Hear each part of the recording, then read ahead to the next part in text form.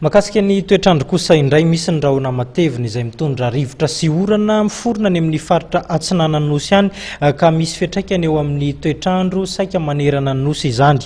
Araka izany ao anatin'ny orana no anamariana ny fetin'ny farantaona sy ny fetin'ny taom-baovao ho antsika eto Madagasikara. Io moa ny fanazavana azo avy ao anivon'ny Sampandraharaha mpamantatra ny toetrandro. Anamarika ny farantaona ny fisian'ny oram-baratra araka ny nambarana tompon'andraikitra abizahany toetrandro etsy amin'ny sampana fizahana ny toetrandro etsy Pasapito. Misy faritrandro ratsy sy mitondra rivotra sy rahona matevina tokoa atsy amin'ny ilany atsinanan'ny nosy izay ahinona hitondra orana eto andrenivohitra.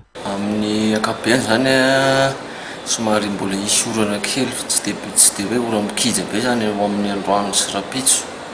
Isindasinda kely izy zany ao anatin'ny 2 andro aoriana zay.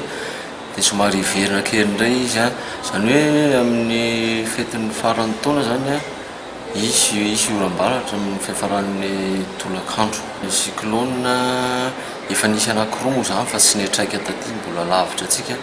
Misy anankiray io fa mbola tsy aty amin'ny zone atsika zany fa mbola zone ny Australie misy azy amin'izao fotoana izao fa mbola lavitra be. Nomarian'ny tompon'andraikitra ao amin'ny sampana fizahana ny toetrandro ihany koa fa misy faritrandro ratsy na ZCT azy amin'ny tapany avaratra andrefan'ny nosy ao amin'ny lakan-drano Mozambika. Kanefa aloha ho tsy misy fiantraikana amin'ny toetrandro misy eto amintsika zany ankehitriny. Mikasika ny rivo-doza kosa dia nilaza ny tompon'andraikitra fa tsy misy ahinona loatra eto raha ho an'ny Madagasikara no resahana.